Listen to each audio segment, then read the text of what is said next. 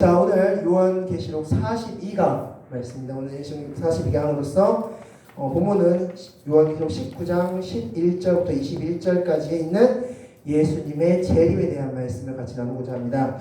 지난주에 혼인잔치, 예수님의 어린 양의 혼인잔치에 대해서 같이 나누었습니다. 자, 우리는 누구라고 말씀드렸습니까? 신부, 주의 신부. 그래서 신랑 되신 예수님, 그때 당시에 결혼 문화를 떠올리시면 된다고 말씀하셨죠. 1년 정도 약혼 기간을 거친 다음에 1년 후에 신랑이 신부집으로 찾아옵니다. 신부집 찾아와서 1년 동안 준비한 신부가 머물 곳을 준비해 놓고 기다리면서 기간을 채웠고 돌아왔을 때 다시 신부집에 왔을 때 신부와 함께 그 집으로 가서 너를 위해 준비한 집이야 라면서 그 신부에게 그 집을 소개시켜주고 그리고 나서 천국잔치가 베풀어집니다. 그러면서 이제 정식 부부가 되는 그 과정을 바로 오늘 19장, 지난주 19장 1절부터 10절 말씀 통해서 우리에게 말씀해 주셨고, 자, 오늘은 바로 예수님의 재림에 대한 말씀입니다. 예수님의 재림을 통해서 무슨 말씀을 하시는지 그것을 같이 한번 나누도록 하겠습니다. 자, 말씀 보겠습니다. 오늘은 크게 두 가지를 통해서 두 가지로 나눠 설명보면 예수님의 재림 첫 번째는 백마 타신 예수님으로 말씀할 수 있습니다. 자, 1절 말씀, 11절 말씀 다시 한번 가지겠습니다. 시작! 또 내가 하늘이 열린 것을 보니 보라 백마와 그것을 탄 자가 있으니 그 이름은 충신과 진실이라 그가 공의로 심판하며 싸우더라. 아멘. 자, 요한이 하늘이 열린 것을 봤습니다. 그 하늘이 열렸는데 그때 하늘이 열렸을 때 보니까 백마와 그것을 탄 그분이 있었다라고 말씀하고 있습니다. 그렇다면 백마와 그것을 탄 자는 도대체 누구인가? 라는 질문을 우리가 할 수 있죠. 자, 이 질문에 대해서 요한계시록 1장과 19장을 비교해서 본다면 이분이 누구인지 정확히 알 수 있습니다. 왜냐하면 요한계시록 1장이 어떤 내용이었습니까? 첫 환상이었죠. 요한이 처음에 본 환상인데 요한이 많은 물소리와 같은 큰 음성을 듣고 도대체 어디서 나는 소리지? 하고 고개를 딱 돌아봤는데 그때 누가 계셨습니까? 예수님이 계셨죠. 그 예수님의 모습을 요한이 할 수 있는 최대한의 표현으로서 기록해 놓은 게 요한계시록 1장의 내용이라고 할 수 있습니다. 그런데 그 요한계시록 1장의 예수님의 모습과 지금 19장의 예수님의 모습이 정확히 일치합니다. 자, 말씀 좀 보겠습니다. 자, 1장 14절 다 하시겠습니다. 시작! 그의 머리와 털의 희가 흰 양털 같고 눈 같으며 그의 눈은 불꽃 같고. 아멘. 자, 예수님의 눈이 어떻다고 표현하고 있습니까? 불꽃 같다라고 표현하고 있죠. 자, 그런데 자, 19장에서 또 동일한 표현입니다. 읽겠습니다. 시작! 그 눈은 불꽃 같고 그 머리에는 많은 관들이 있고 또 이름 쓴 것 하나가 있으니 자기밖에 아는 자가 없고. 아멘. 자, 눈이 어떻다고 말씀하고 있습니까? 눈이 불꽃 같고. 자, 어떻습니까? 똑같습니까? 다릅니까? 똑같죠. 자, 계시록 1장에서 봤던 그 예수님의 눈과 19장에서 본 예수님의 눈이 동일하다라는 것입니다. 자, 그리고 두 번째, 예수님의 입을 또한 말씀 보겠습니다. 16절 말씀 나가시겠습니다. 시작! 그의 오른손에 7뼈를 입고 그의 입에서 좌우에 날성검이 나오고 그 얼굴을 해가 힘있게 비치는 것 같더라. 아멘. 자, 계시록 1장에서는 예수님의 입에서 무엇이 나온다? 검이 나온다. 날성검이 나온다 라고 말씀하고 있죠. 자, 19장에서 또 어떻게 설명하는지 보도록 하겠습니다. 자, 15절 말씀 다 같이 읽겠습니다. 시작! 그의 입에서 예리한 검이 나오니 그것으로 만국을 치겠고 친히 그들을 철장으로 다스리며 또 친히 하나님 곧 전능하신 이의 맹렬한 진노의 포도주 틀을 밟겠고. 아멘. 자, 19절에서도 입에서 무엇이 나온다? 검이 나온다. 자, 이 계시록 1장에서 봤던 예수 그리스도의 모습과 19장에서 봤던 예수 그리스도의 모습이 일치한다라고 볼 수 있습니다. 그러므로 흰 말 탄 그분은 누구십니까? 예수 그리스도신 거죠. 예수님이 바로 예수님께서 재림하시는 그 장면을 말씀하고 있습니다. 자, 그런데 다시 한번 말씀으로 돌아가겠습니다. 자, 그래서 정리하면 이렇습니다. 자, 백마 탄 자는 예수 그리스도시며 재림주로서 이 땅에 내려오신 것을 지금 말씀하고 있다라고 볼 수 있습니다. 이제 재림주로서 이 땅에 내려오시는데 중요한 건 이제부터입니다. 예수님이 재림주로서 오셔서 한 4가지의 일을 성경에 기록해주고 있습니다. 예수님께서 왜 재림주로 오실까? 그것은 이 4가지 때문이다 라고 성경을 기록하고 있습니다. 우리 첫 번째부터 같이 말씀드리겠습니다. 자, 첫 번째 뭐라고 하겠습니다. 다 같이 하겠습니다. 시작! 공의로 심판하심. 예수님께서 오시는 첫 번째 목적은 공의로 심판하시기 위해서다 라고 말씀해주고 있습니다. 자, 11절 말씀 다 같이 하겠습니다. 시작!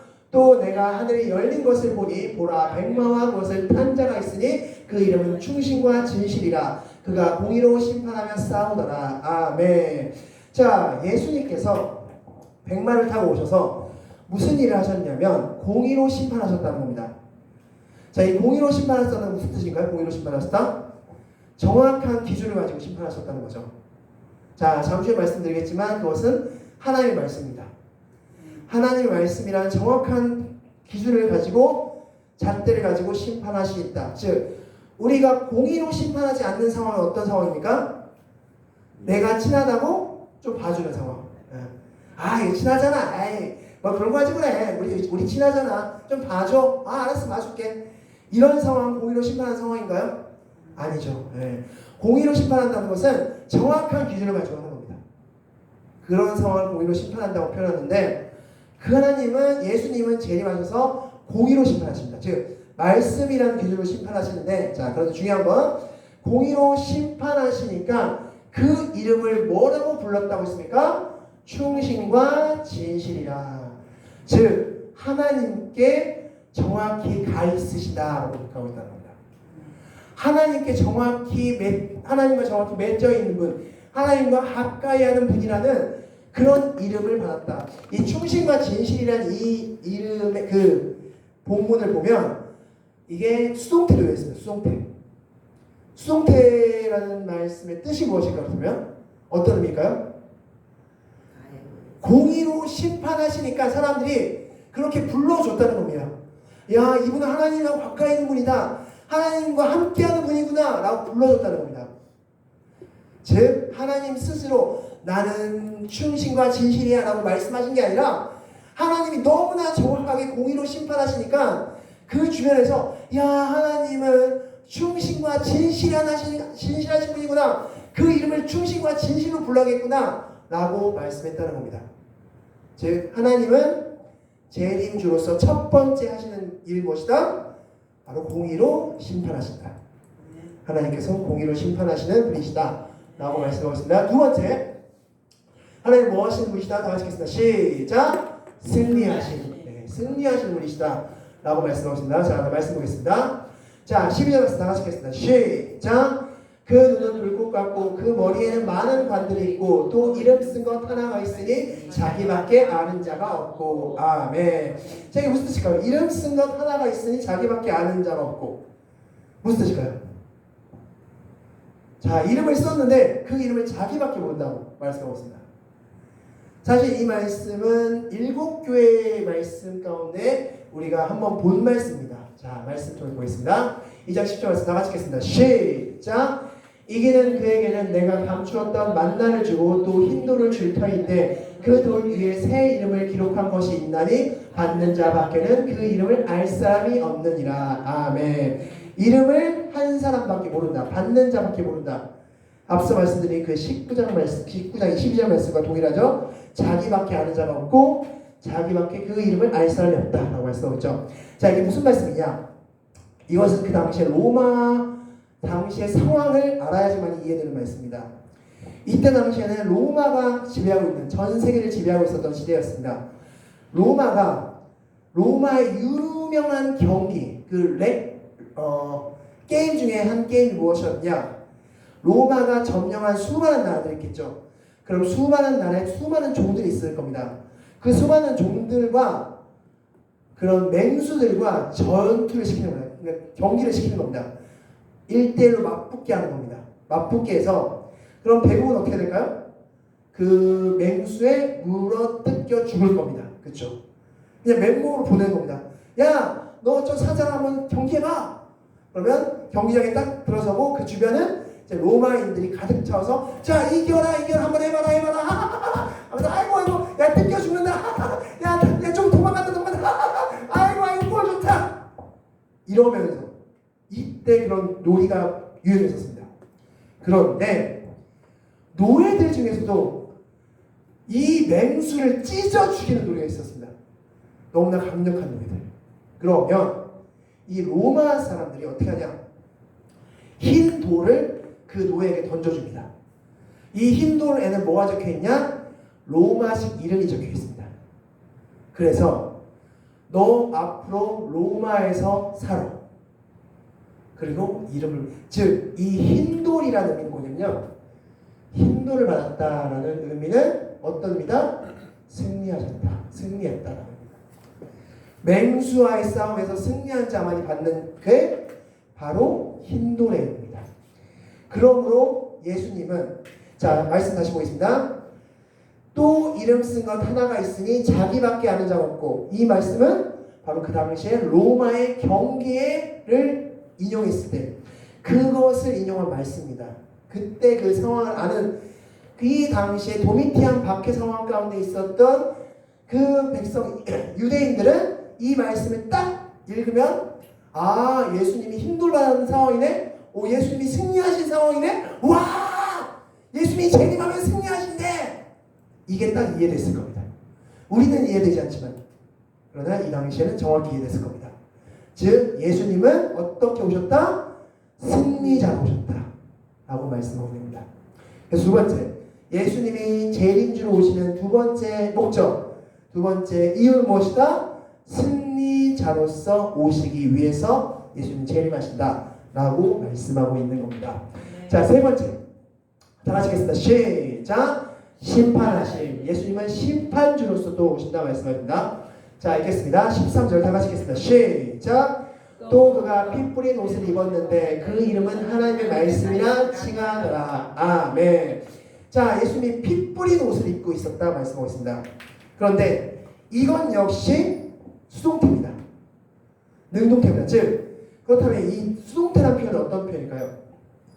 피 뿌린 옷을 입었다는 게 수동태다. 그러면 자기가 억지로 피를 묻힌 겁니까? 아니면 어쩔 수 없이 피가 묻은 겁니까? 어쩔 수 없이 피가 묻은 겁니다. 자, 도대체 이게 무슨 말씀입니까? 이 말씀 역시 이 당시의 상황을 정확히 이해하지만 이 말씀하십니다. 이 요한계시록, 우리가 요한계시록을 계속 말씀드리지만 요한계시록의 80% 이상이 구약의 말씀을 인용한 말씀들입니다. 그리고 그 말씀의 실천입니다. 자, 이 말씀 역시 마찬가지인데, 자 말씀 보겠습니다. 이사야 63장 3절 말씀 다 같이 한번 읽겠습니다. 시작. 내가 홀로 포도주 틀을 밟았는데 내가 노함으로 말미암아 무리를 밟았고 분함으로 말미암아 짓밟았으므로 그들의 선열이 내 옷에 튀어 내 의복이 더럽혔습니다. 아멘. 자, 이게 무슨 말씀인지 지금부터 그림을 통해서 설명해 드리겠습니다. 자, 그림 보이시나요? 지금 큰, 어떻게 표현할까요? 큰 대야라고 표현할까요? 큰 대야에 포도들을 잔뜩 담아놨습니다. 그리고 그 위에서 줄을 잡은 노예들이 이 포도를 밟고 있는 겁니다. 뭘 내기 위해서? 포도주를 내기 위해서 이렇게 밟고 있는 겁니다. 그래서 열심히 밟고. 자, 그러면 만약 그 노예들이 지금처럼 흰 옷을 입고 있었다. 그러면 어떻게 안 튀려고 해도 뭐가 튈까요? 포도주가 튀겠죠. 포도즙이 옷에 튀겠죠. 지금 이 말씀입니다. 즉 지금 이때 상황을 빗대서 예수님께서 말씀하시는 겁니다. 무슨 상황이냐면 이 포도들은 그럼 누굴까요? 지금 여기서 예수님께서 말씀하신 이 포도들은 누굴까요? 악한 자들. 악한 자들을 지금 제가 앞서 말씀드린 이사야 53장 이 말씀은 어떤 말씀이냐면, 나중에 집에 가서 읽어보시면 아시겠지만 새 예루살렘, 예수님께서 말씀하신 새 예루살렘이 입성하기 바로 직전의 심판에 대한 말씀입니다. 심판에 대한 말씀으로써 지금 포도주를 이렇게 밟고 있듯이 내가 그것을 심판하겠다. 그 말씀하신 다음에 이제 새 예루살렘, 하나님의 새 성전을 말씀하신 장면이 이사야 말씀인데, 자, 즉 하나님께서는 지금 이것을 빗대서 내가 피 뿌린 옷을 입었다라고 말씀하고 있어요. 피 뿌린 옷. 즉 이것은 수동태로서 내가 악한 자를 심판하느라고 그 피가 뿌려졌다. 내 옷에 뿌려졌다. 라고 말씀해주고 있습니다. 그 심판의 기준은 바로 하나님의 말씀이다. 라고 말씀해주고 있는 겁니다. 자, 그래서 다시 한번 설명하면, 자, 또 그가 피 뿌린 옷을 입었는데 그 이름은 하나님의 말씀이다. 네. 하나님의 말씀이라는 기준에 의해서 하나님은 악한 자들을 심판하신다. 그래서 하나님은 어떤 하나님이시다? 심판하시는 하나님이시다. 하나님께서 왜 이 땅에 재림하셨다? 심판하시기 위해서 재림하셨다라고 말씀해 주고 있습니다. 자, 그래서 16절 말씀 우리 다 같이 한번 읽겠습니다. 시작. 그 옷과 그 다리에 이름을 쓴 것이 있으니 만왕의 왕이요 만주의 주라 하였더라. 아멘. 자, 막 심판하고 있습니다. 그러면 지금 무엇으로 심판하고 있는 겁니까? 다리로. 그리고 그 피는 무엇에 튀고 있습니까? 옷에 튀고 있는 거죠. 그 다리와 그 옷에 뭐라고 써있다는 겁니까? 만왕의 왕이요 만주의 주라. 자, 우리 이렇게 질문할 수 있죠. 하나님이 어떤 권리로, 예수님이 어떤 권리로 심판하십니까? 라고 했을 때 예수님께서 답변이 뭐라고 하십니까? 나는 만왕의 왕이고 만주의 주다. 나는 충분히 심판할 권리가 있다. 아멘. 라고 말씀하시는 겁니다, 지금. 그래서 이 포도즙을 만드는 이 상황을 빗대서 나는 심판하러 왔다라고 말씀해주고 계시다는 것 사실 기억하시기 바라겠습니다. 네 번째, 다 같이 읽겠습니다. 시작. 통치하신. 예수님은 통치하시기 위해서 오신 분이시다라고 말씀하고 있죠. 자, 15절 말씀 다 같이 읽겠습니다. 시작. 그의 입에서 예리한 검이 나오니 그것으로 만국을 치겠고 친히 그들을 철장으로 다스리며 또 친히 하나님 곧 전능하신 이의 맹렬한 진노의 포도주틀을 밟겠고 밑에 나오죠? 맹렬한 진노의 포도주틀. 자, 근데 지금 볼 말씀은 철창으로 다스린다라고 말씀하고 있어요. 철창으로 다스린다. 이 철창이 무엇인지 혹시 아시나요? 철장이죠. 철장. 자, 그림을 제가 설명드리면, 자, 파라오의 그림이죠. 이거 많이 보셨을 겁니다. 파라오가 양옆에 X자로 들고 있는 이게 바로 철장입니다. 쉽게 말하면. 즉 왕들이 사각같이 보시면 큰 지팡이를 들고 있는 왕들의 모습 보셨을 겁니다. 그게 바로 철장이라고 보시면 됩니다. 이 철장의 의미는 바로 다스리는 역할입니다. 자, 그런데 이 15절 말씀 다시 들어가겠습니다. 자, 15절에 이 철장으로 다스리면이 이게 뭐냐면 미래형으로 되어 있습니다. 미래 미완료형. 무슨 소리일까요? 그렇다면 지금부터 끝없이 영원토록 내가 다스립니다. 내가 왕으로서 철장을 든 왕으로서 철장을 들었다는 거지. 파라오가 아까 전에 들었죠. 그럼 이건 무슨 표시입니까? 난 왕이야 라는 표시입니다. 나 왕이야. 그러니까 철장을 들었다는 표시는 왕이라는 표시입니다. 왕. 근데 이게 미완료로서 했습니다. 원어에서. 그러면 하나님은 뭐 10년 단위로 바뀌는 왕인가요? 10년 하면은 마치 우리나라 대통령처럼 5년 하면 바뀌고 뭐 몇 년 하면 바뀌고 뭐 20년 하면 바뀌고 막 이렇게 되는 그런 왕이신가요? 미완료. 끝까지. 네. 그래서 마지막으로 재림주가 오시면 하실 일은 뭐다? 다스리시는 역할.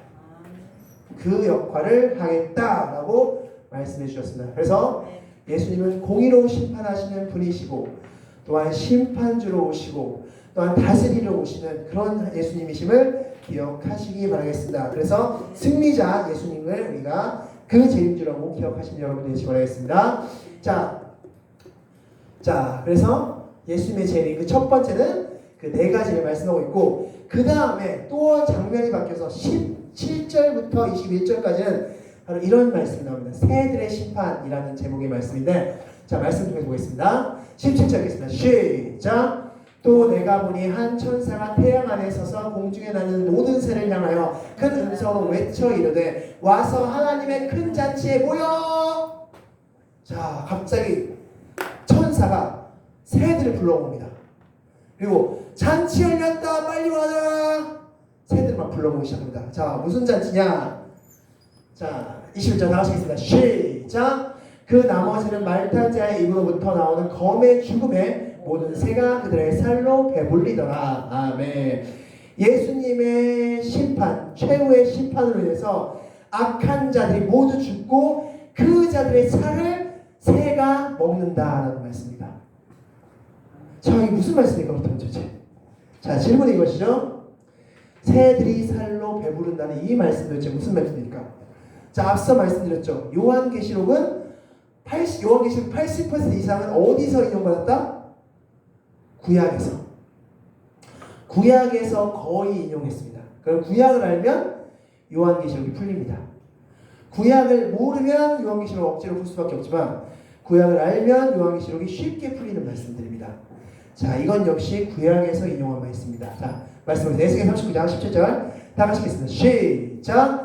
너 인자야, 너는 각종 새와 들의 각종 짐승에게 내가 너희를 위한 잔치 곧 이스라엘 산 위에서 예비한 큰 잔치로 살을 먹으며 피를 마실지어다. 아멘. 지금 산들에게 새들에게 지금 뭐라고 말씀하고 있습니까?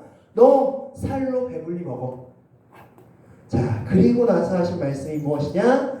19절 다 같이 읽겠습니다. 시작. 내가 너희를 위하여 예비한 잔치의 기름을 너희가 배불리 먹으며 그 피를 취하도록 마시되. 아멘.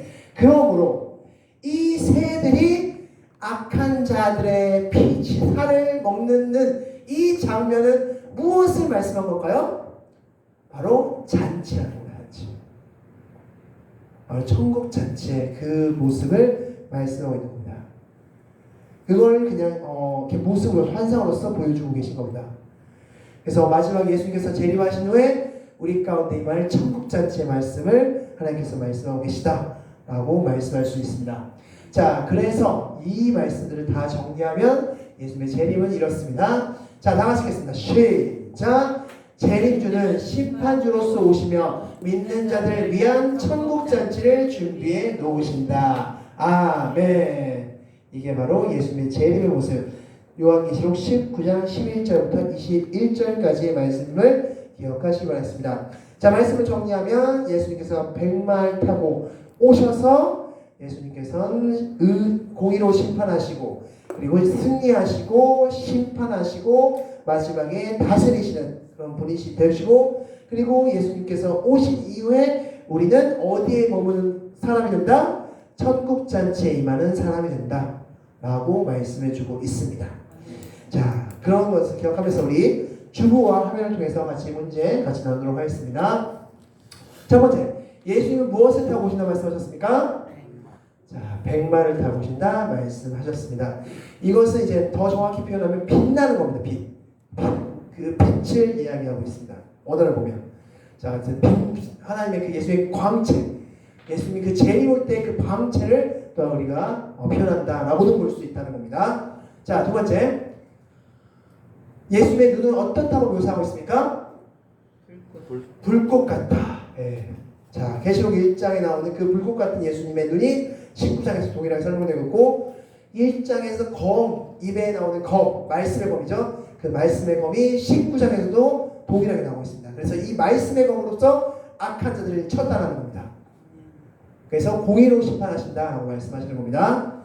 자, 재림 예수님이 충신과 진실로 불리는 이유가 무엇이었습니까? 바로 공의로 심판하시기 때문에. 네. 공의로 심판하시니까 주변에서 와, 예수님은 충신과 진실이 있다, 충신과 진실이 있다 스스로 말씀하신 것이 아니라 주변에서 그렇게 부른다는 겁니다.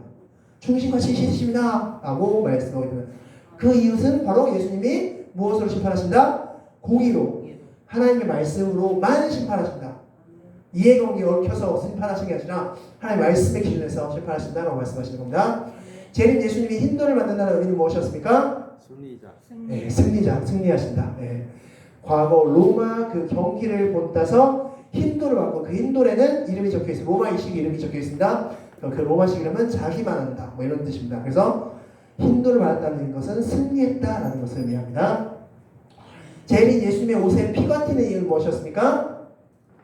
바로 무엇이었기 때문에, 무엇을 하시기 때문에? 심판하시기 때문에. 예. 그래서 포도주 틀을 막 밟고 있는 그 노예들의 모습을 상상하시면서 예수님이 악한 자들 이렇게 막 밟고 있는 겁니다. 예. 밟으니까 막 피가 튀는 겁니다. 피가 막 튀는 겁니다. 그래서 예수님의 그 옷에 피가 튀고 그 예수님의 옷에 뭐가 써 있었다 말씀하셨으니까 나는 만왕의 왕이고 만주의 주다. 그러니까 내가 지금 이렇게 할 수 있다. 나는 이렇게 해도 된다. 라고 말씀하고 있는 겁니다. 재림 예수님 앞으로 무엇을 하실 분이십니까? 네, 바로 통치하실 분이시다. 자, 무엇을 들고 계시기 때문에? 철장을 들고 계시기 때문에. 철장을 들고 계십니다. 나는 통치할. 네, 이 철장을 들고 있는 그것이 완료입니까? 미완료입니까? 미완료. 네. 끝이 없는 겁니다. 미완료. 미완료 동사입니다. 그래서 통치하신다라고 말씀하겠습니다. 자, 새가 살을 먹는다는 의미는 어떤 의미였습니까? 바로 천국잔치. 예수님께서 우리 지난주에 봤듯이 우리가 주의 신부로서, 주님의 신부로서 잘 준비하고 기다리고 있으면 예수님께서 오셔서 천국, 우리를 예수님이 준비하신 그곳에 인도하여 주시고, 그리고 나서 천국잔치를 베풀어 주시는 겁니다. 그것을 말씀하고 있는 장면이었습니다. 다음 주 말씀은 천년이라는 제목으로 우리 같이 요한계시록 20장 말씀을 같이 나누도록 하겠습니다. 우리 마지막으로 읽고 같이 말씀 마치도록 하겠습니다. 다 같이 읽겠습니다. 다 같이 읽겠습니다. 시작! 재림하시는 예수님은 공의로서 심판하며 승리하며 만국을 다스리십니다. 그리고 우리를 구원하셔서 천국잔치를 베푸십니다. 아멘.